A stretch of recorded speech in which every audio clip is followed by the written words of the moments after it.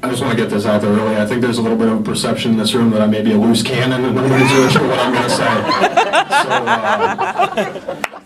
So that's like 85% accurate.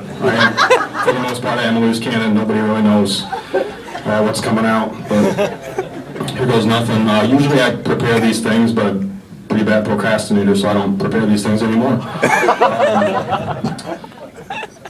I still remember the day that it was a Thursday, September 8th. I was sitting in the basement in Cedar Falls in my bedroom by myself watching football, laying in bed eating pizza. This is how I spend my Thursday nights. I'm laying in bed by myself eating pizza.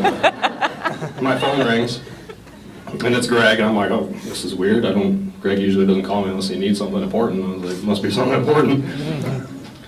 So I put the pizza off to the side, a little upset that I don't get another bite of pizza. Greg tells me that he's getting married, and I'm like, oh wow, getting married? Like, I didn't even know you were sick. Like, when did you get diagnosed? Like, I'm like, Greg, this is okay, we can fight this. Like, we're things together, they have like experimental procedures, like this doesn't have to happen. This is okay, we're gonna tough it out. It's gonna be all right. But apparently I'm not a good motivational speaker because that didn't happen. We're here today.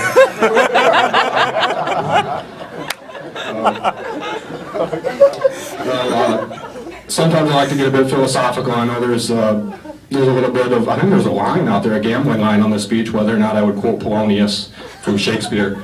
And Polonius in Hamlet said, brevity is the soul of wit. So I'll try to keep this short, try to keep it brief. And you know, to get a tiny bit philosophical, I kind of believe that our job on this earth is to spend each day trying to get better than the day before.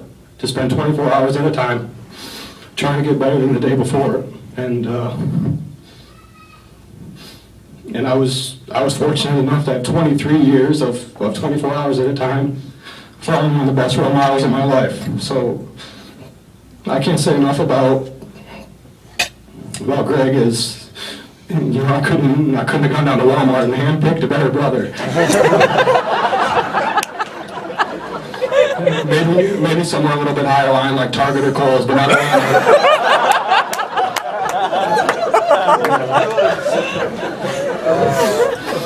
you know, in all seriousness, I can't think of a time in my life when Greg wasn't there for me without me even asking for him to be there for me. So very fortunate to have him as a brother in the good times and in the crappy times and all the time, really. So thank you, Greg, for being the best brother you could have possibly been. And obviously that's not over. We got like 80 years left, so let's kick some butt for like 80 more years.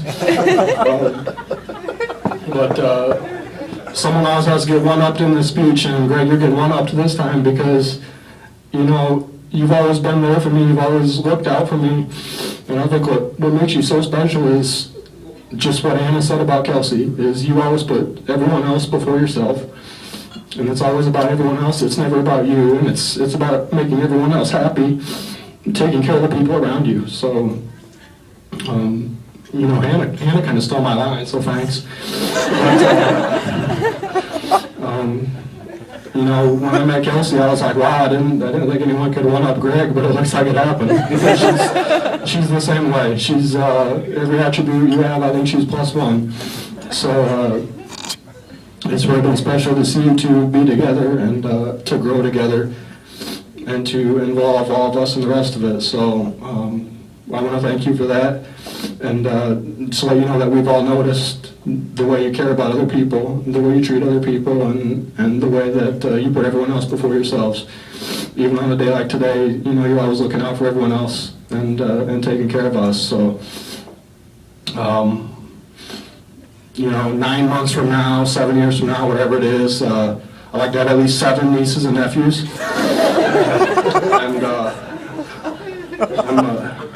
And I play a mean game of hide and seek. I'm great at watching cartoons, cooking great peanut butter and jelly, but there's 2 things I don't do. They both start with D. That's diapers and discipline. So, if you want a babysitter for those 2 things, that's not me.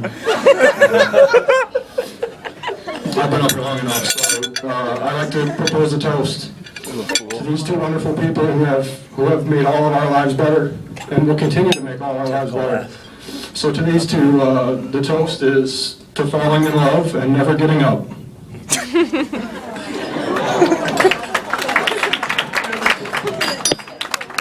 Oh my, that was entertaining.